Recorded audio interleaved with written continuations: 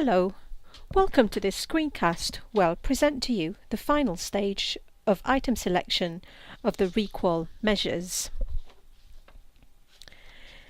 The aim is to develop a brief measure of recovery and quality of life for users of mental health services to be used in adult mental health populations. The measure will be used across all mental health populations, including common mental health problems, severe and complex, and psychotic disorders. We're excluding dementia and learning disabilities. The measure will be used in a wide range of settings: primary care, secondary, tertiary, and the voluntary sector. There will be a long version of the ReQoL with about 20 to 30 items and a shorter one with around 12 items for routine use. Here's a quick recap in the process of constructing the ReQoL measures. In Stage 1, we agreed on the 6 mental health themes and 1 physical health theme through a systematic review and through interviews with service users. In Stage 2 of the project, we selected 1,600 items from existing measures, our interview manuscripts, and we also coined new items. This was reduced to 87 items through application of a set of criteria. In Stage 3 of the project, we tested the items with 59 adult service users, 17 adolescents aged between 16 and 18, and we also conducted focus groups and interviews with service users whose first language are either Polish or Urdu. We used these data to reduce the number of items to 61. In Stage 4A, we recruited over 2,000 service users from trust and GP practices and the voluntary sector, and these users or participants completed the 61 item pool, and we used that data to reduce the number of items to 40 items. In Stage 4B, the aim was to further reduce the number of items to arrive at the short and the long versions of the ReQoL. In Stage 4B, we recruited over 4,200 service users at baseline, and the analysis presented here are based on over 900 respondents at follow-up. Follow-up was completed between 6 and 12 weeks later. Over 56% of participants were recruited from NHS trusts and 29% were recruited from general practices. We managed to recruit participants with a wide range of mental health conditions, from depression to more severe and complex cases as well. To guide item selection, we have adhered to 3 principles. First, to stay true to what matters to service users' quality of life, all the 6 mental health domains will be represented in both versions of the ReQoL measures. Second, items should be acceptable to service users and clinicians. We gathered the data through interviews with service users and clinicians. Finally, for ReQoL to be a valid measure, it needs to have acceptable psychometric properties. We have established a list of 6 criteria to assess the psychometric evidence of items. First, we looked at missing data at item level. None of the items had greater or equal to 5% missing data. Therefore, no items were rejected on this basis. Second, we carried out a factor analysis. It was clear from the factor analysis that the data does not support the structure of the 6 themes identified in Stage 1 of the project.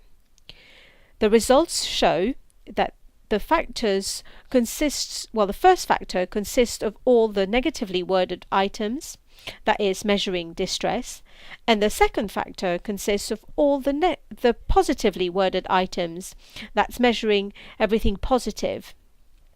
Hence, a two-factor model and a bi-factor model are the best at explaining the structure of the data. In the bi-factor model, there is a global factor which consists of all the factors, all the 40 items, and there are two factors, one with all the positively worded item and one with the negatively worded items. The results show that it is important to have both factors, that is positive and negative, to measure quality of life.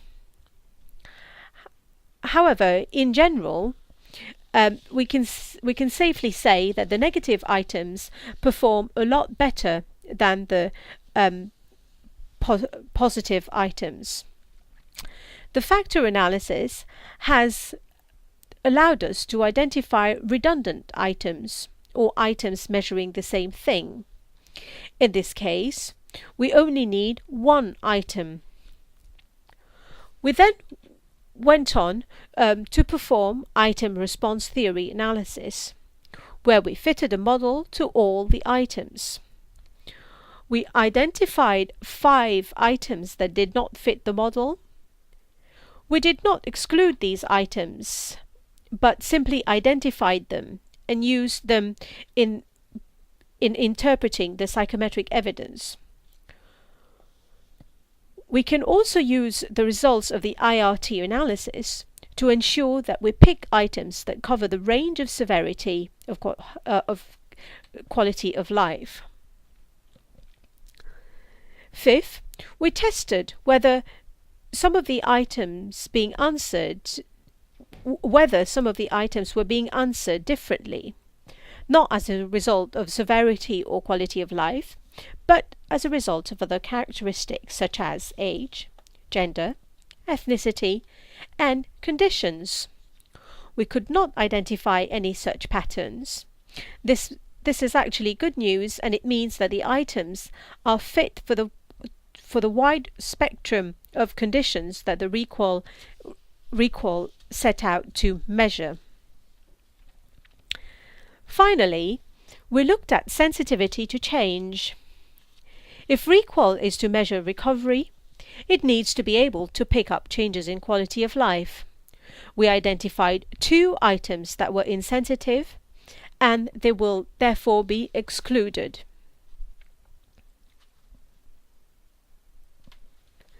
Now that we have all the evidence we need, we can talk about the item selection process that we undertook as a team. The psychometrics group that's advising the research team recommended that we started with choosing the best possible item in each theme. To recap, all the items have to be acceptable, valid, sensitive to change, and have acceptable psychometric properties. Once we have chosen the best item, we considered whether a second item was needed from a specific theme, and if so, which one. The research team made some initial choices, and the scientific group went through them and made further recommendations. Here is a list of our proposed selection of 12 items, and I will go through these in more details in the following slides. In the activity theme, there are 2 sub-themes, one around motivation or lack of motivation, and the second one is around enjoyment of activity and the ability to contribute. Act 1, that is the item I found it difficult to get started with everyday tasks, was identified as our top item. It was chosen for the following reasons. Well, remember here that we are after the best item that covers the middle range of quality of life. The item I neglected myself is an extreme item and is not very responsive, therefore we couldn't have that. From the qualitative evidence, it was clear that Act 1 had the most face validity with clinicians. From a psychometrics point of view, it is a good item and responsive for those whose health has improved, as well as for those whose health has worsened. It then boiled down to a choice between Act 1 and WB9, which is everything was an effort. Act 1 was deemed to be clearer and simpler. Therefore, it made it as our top item. The question is, should we have a second item in this theme? The scientific group has recommended that we did have another item, and that would be a choice around Act 5P, so I enjoyed what I did, or Act 2P, I did things I found rewarding. There's a slight preference for I enjoyed what I did. This diagram shows the qualitative feedback from adult service users, including cross-cultural participants, from young people aged 16 to 18, from clinicians, and it also has a subjective assessment of the psychometric evidence. Here, green means that the evidence is mainly positive, or the feedback is mainly positive. Amber means that the feedback is mixed, so there is a certain positive, certain negative, and red means that most of the feedback is negative. And the grey one is mainly because there's no direct qualitative feedback on the item. However, this means that the item has been modified based on previous rounds on various comments. So it's not necessarily a bad thing, but it's just that all the service users didn't specifically look at this item. In the belonging and relationships theme, there are two sub-themes. In the top row here, the sub-themes require a judgment on other people's feelings towards the respondent. The other sub-theme is quite straightforward and it contains just one item, I felt lonely. We chose I felt lonely as our top item because of the difficulties associated with inferring about other people's behavior or relationships towards the respondent. Qualitatively, Bell 2, I felt lonely, was the most favoured item and met all the psychometrics properties. So again, do we need another items? This sub-theme has a number of issues around relationship like trust and stigma. The items on the left, the cluster of 3 items, are correlated with the middle item, that is the one people around me cause me distress. This item in turn is very highly correlated with the 2 items on the right, which is from the well-being theme. I felt irritated and I felt angry. It's a quite clear correlation, so we could expect a correlation between being irritated and that people around oneself causing oneself distress might lead to irritation and anger. So it's not a causal relationship, but it's just one of association. 2 items here which have got the red in the science box are items that were insensitive to change. So these items are therefore not recommended at all. Considering all the evidence, the scientific group recommended the item I felt able to trust others, so that's Bell 3P, to be the second item in this theme. Trust is a very important concept in recovery. Therefore, this item was chosen. In the choice, control and autonomy theme, there are 2 sub-themes. One is choice and autonomy, and second is around control and coping. Our top item is I felt unable to cope. The items in this sub-theme performed better psychometrically, and cho4, which is I felt unable to cope, is very responsive. It was preferred to the item I felt overwhelmed by my problems, mainly because the word overwhelm is more complicated than the word unable.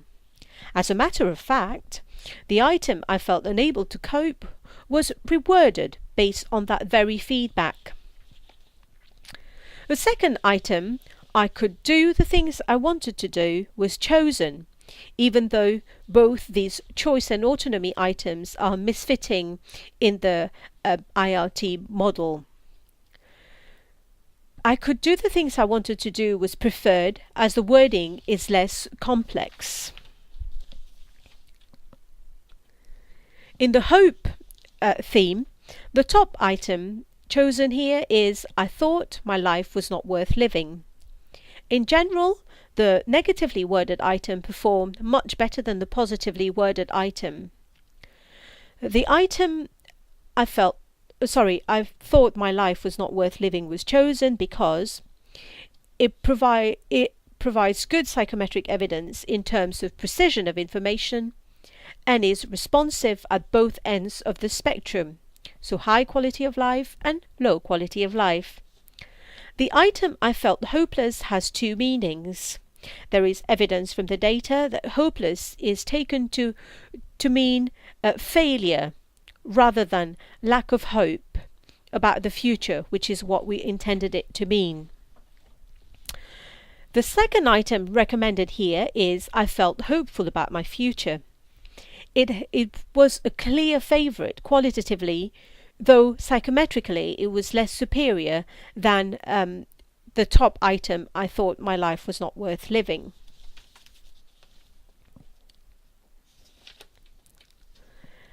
In this theme of self-perception, the recommendation is to have only one item. The top item is I felt confident in myself. It was chosen as the other item I felt at ease with myself is a misfitting item. The spread for the item I felt confident in myself is good, and it has good information precision in the middle of the spectrum of quality of life. It is a straightforward item and the first positive item that we've chosen in the first round of selection.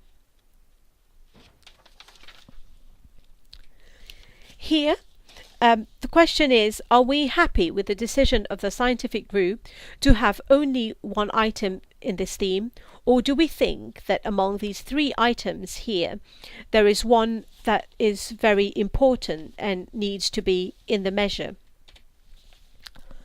The well-being theme is the biggest theme with 15 items. It contains 6 sub-themes: motivation, anger, irritation, panic, fear, worry, something around being calm and safe, moods, and finally concentration and sleep. There is one item, which is the WB4 item, which hovers here in purple. So this item is I was disturbed by unwanted thoughts and feelings, which seems to fall in more than one themes. We have already chosen in the activity theme an item around motivation, so that's the first line of the first row that is accounted for. So the question is, how many items do we need in this big theme? We considered choosing the catch-all item, I was disturbed by unwanted thoughts and feeling, but it was not recommended by the scientific group, mainly because of its wording. There was concerns around the wording I felt disturbed, so the word disturbed was one that caused a bit of concerns with our members. In this sub-theme, safe, calm, relaxed, there are 2 items. So one of them, WB3P, which is I felt safe, is a misfitting item in the model. So should we have an item in this theme? And does it make sense to consider this item alongside the sub-theme panic, fear, worry, and anxiety? So are we kind of measuring the same things but in different languages? So the scientific group here recommended I felt anxious as the second item in this sub-theme, as it performs well quantitatively and qualitatively. The top item recommended by the scientific group here is, or in this theme of well-being, is I felt happy. This item was chosen due to its simplicity and popularity with clinicians and service users. While sleep is certainly important to one's quality of life, it doesn't perform well as an item psychometrically. This is because people with low or high quality of life are likely to answer this question on sleep in the same way. Therefore, it's an item that does not provide us with too much information. Now we move on to the physical health item. In stage 4B, we tested a physical health item which asks one to tick a box that describes the physical health and to do with problems with pain, mobility, difficulties caring for oneself, or feeling unwell. Ideally, we would like the ReQoL to be used alongside EQ5D, which is one of the most used physical health questionnaire. However, due to burden and to stay true to what matters to service users with mental health problems, we recommend that this question is kept in the short version of the ReQoL. So where are we? So once comments on this work have been collated, they will be used to finalize the short and the long versions of the ReQoL. So here we've presented you mainly the items for the short version, and we will use the other criteria to build the longer version of the questionnaire. This will be done around at the end of April. The measures will be presented to the Department of Health in May. And in the summer, we will be undertaking the valuation work where we will generate preference weights. ReQoL will then be used, may then be used to generate quality adjusted life years, that's QALYs, that can be used in cost effectiveness analysis. We would like to thank everyone who has been part of this very exciting project. Thanks to every single person. Thank you for listening.